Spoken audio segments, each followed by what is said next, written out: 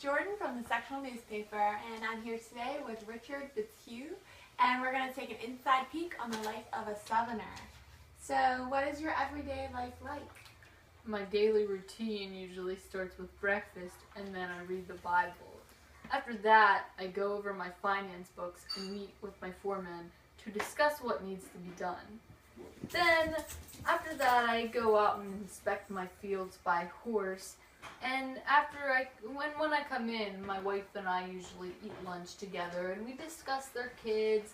And I send my kids to private school, so we discuss their studies.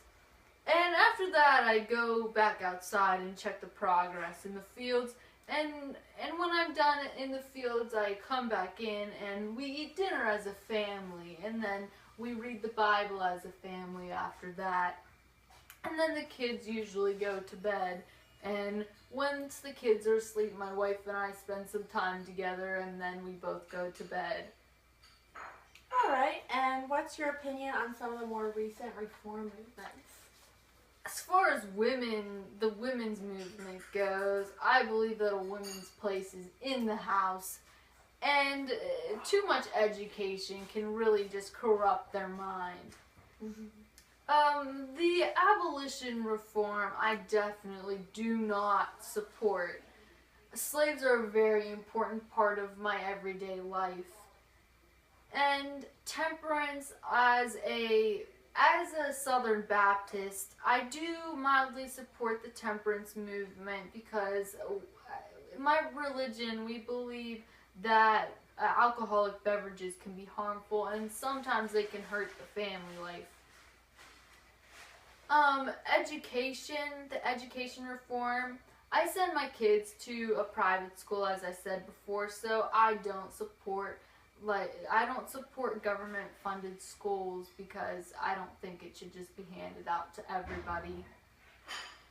For the mentally ill, I do support that reform. Dorothea Dix was very influential, and I think that the mental hospital that opened up in South Carolina recently was a good idea. Mm-hmm, I agree. So what do you like to read in your free time?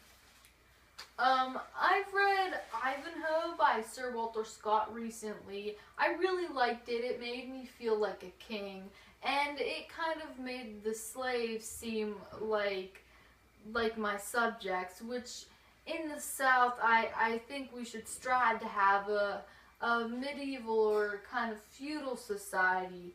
And I also read the Bible very frequently. Mm-hmm. And so what do you do for entertainment here in Georgia?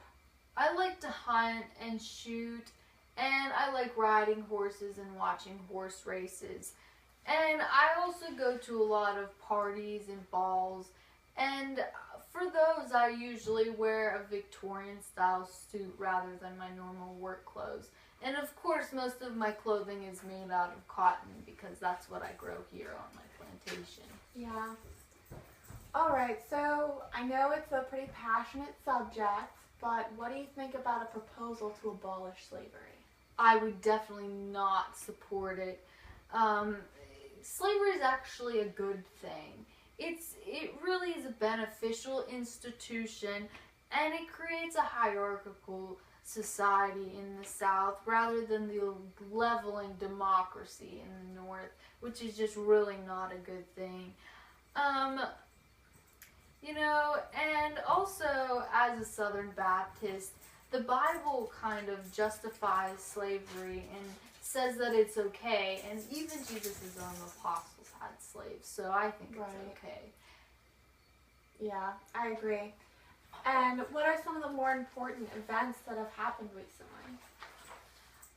One of the important events would be the Kansas-Nebraska Act, because it replaced the Missouri Compromise, which I wasn't really happy with because it banned slavery north of the 3630 line. And I want to keep slavery alive, so I think that those people should have the ability to choose slavery in their state.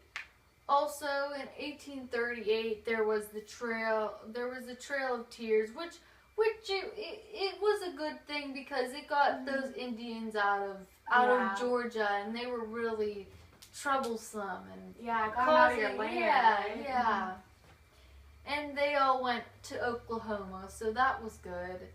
Also, the Dred Scott decision was a good event recently because the Supreme Court said that Congress doesn't have the power to regulate slavery. So that means that the states can decide for themselves, and it's not up to the federal government. So I think that's good. Yeah.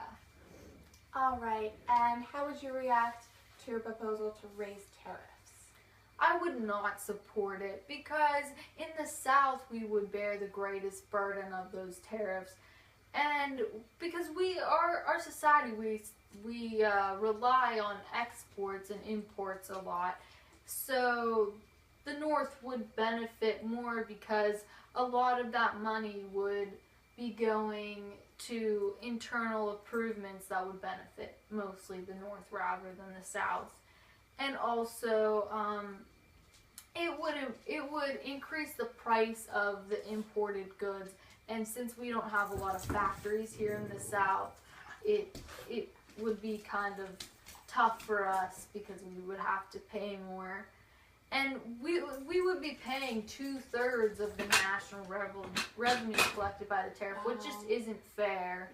Yeah. All right, one more question for you. How do you feel about government-financed internal improvements?